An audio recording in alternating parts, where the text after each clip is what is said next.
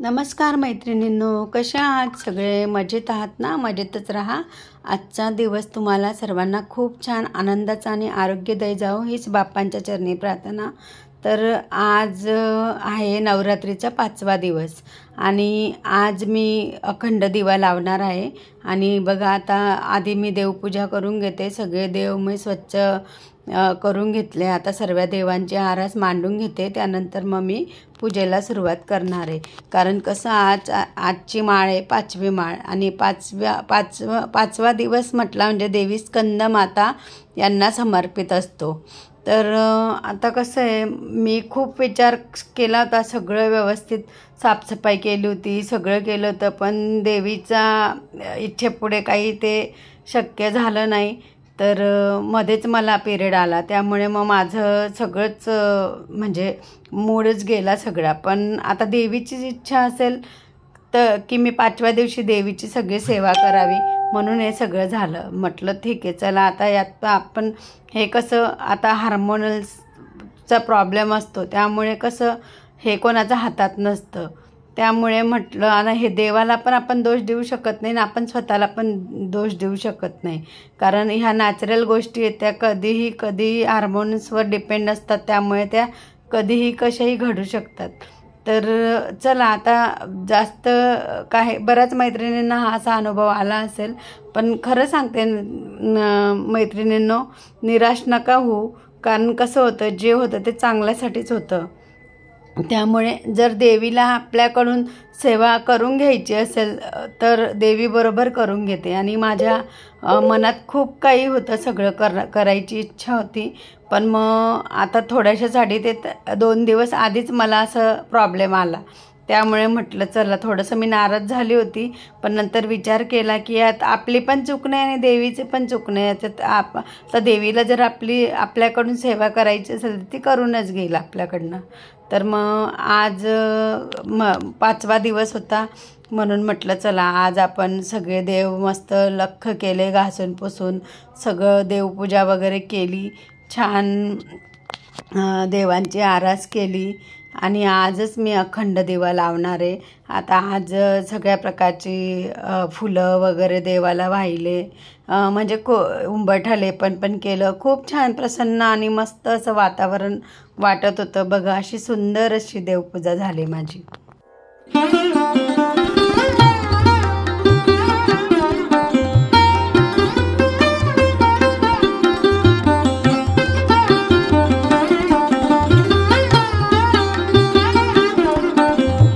आज देवीच्या स्वागतासाठी उंबरठा लेपन तर हवंच, त्यामुळे मी उंबरठा लेपन करून झालं माझं. त्यानंतर आता मी कळस भरणार आहे. तर आजचा नवरात्रीचा 5वा दिवस हा स्कंद माता यांना समर्पित असतो. या दिवशी देवीचे मातृप्रेम, काळजी आणि पालनपोषण करणाऱ्या स्वरूपाची पूजा केली जाते. या दिवशी पूजनात हिरवा रंग परिधान केला जातो, कारण तो नशीब, समृद्धी आणि शांततेचे प्रतीक आहे.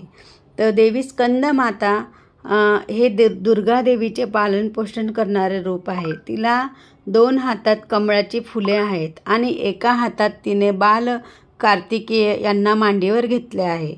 स्कंद मातेची पूजा केल्याने भक्तांना शांती, ज्ञान आणि मातृत्वाचे आशीर्वाद मिळतात असे मानले जाते.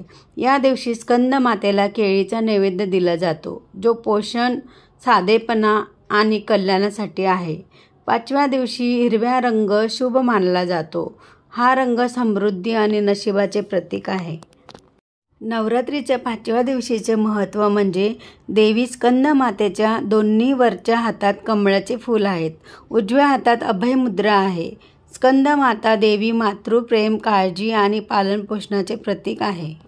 शारदीय नवरात्र म्हणजे देवी दुर्गा मातेच्या सन्मानार्थ साजरा केला जातो. एक वार्षिक हिंदू सण आहे. नवरात्र म्हणजे 9 रात्रीचा समूह असा शब्दशः अर्थ असून हा सण 9 रात्री आणि 10 दिवस साजरा होतो. प्रथम चैत्र महिन्यात आणि पुन्हा शारदा महिन्यात साजरा होतो. नवरात्र ही वेगवेगळ्या कारणांसाठी आणि विविध हिंदू संस्कृतीच्या क्षेत्राच्या विविध भागांमध्ये वेगवेगळ्या पद्धतीने साजरी केली जाते.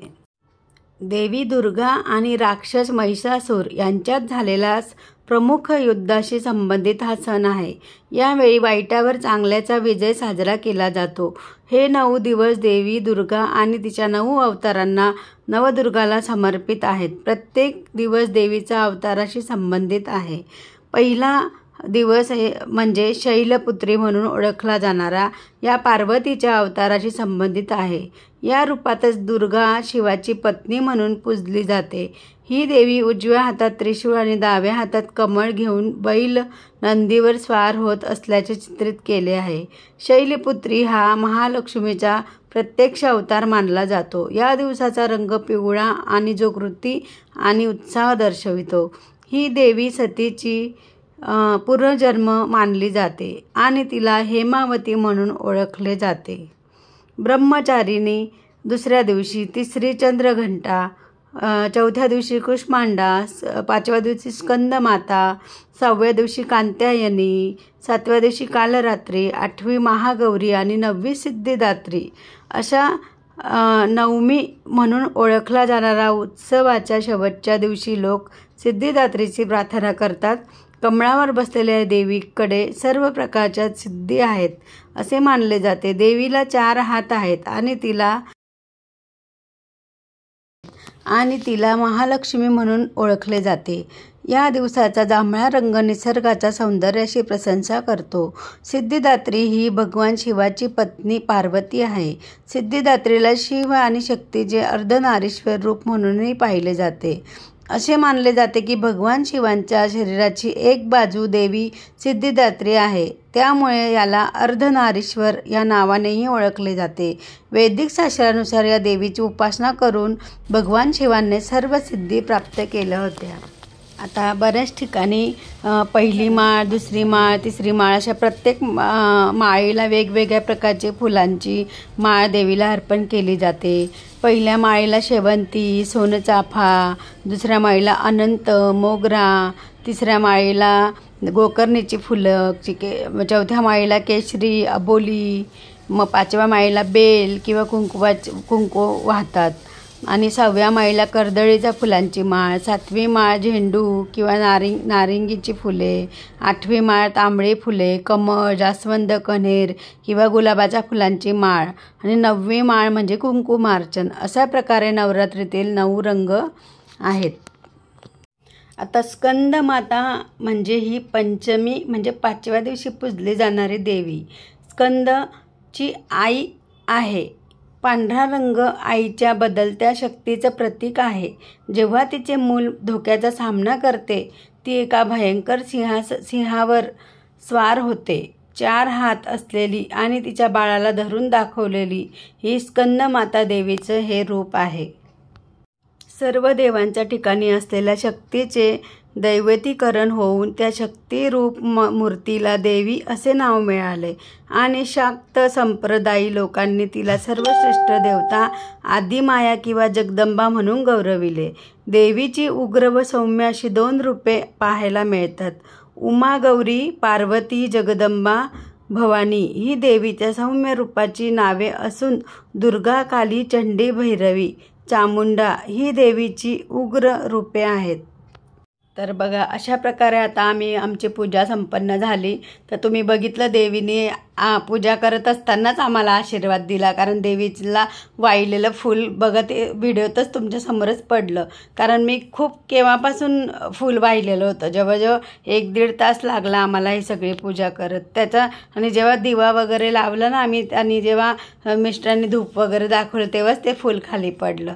तर बघा आता देवीचा आशीर्वाद मिळाला आम्हाला. तुम्ही पण घ्या देवीचा आशीर्वाद. तर आता आम्ही पूजा वगैरे केली, आरती वगैरे केली. आधी गणपतीची आरती म्हटली, मग दुर्गा देवीची म्हटली, मग नवरात्रीची आरती म्हटली. अशा प्रकारे आमची पूजा संपन्न झाली। तर कसा वाटला तुम्हाला आजचा व्हिडिओ आवडला असेल तर व्हिडिओला लाईक करा, शेअर करा, सबस्क्राईब करा आणि जे कोणी नवीन म्हणजे सबस्क्रायबर जुडले असतील त्यांनी शेअर करा आणि लाईक करा, म्हणजे कसं तुम्हाला प्रत्येक माझ्या व्हिडिओचं नोटिफिकेशन मिळेल। आणि पुन्हा भेटूया एका नवीन व्हिडिओसोबत। तोपर्यंत सर्वांना बाय आणि सर्वांना श्री स्वामी समर्थ।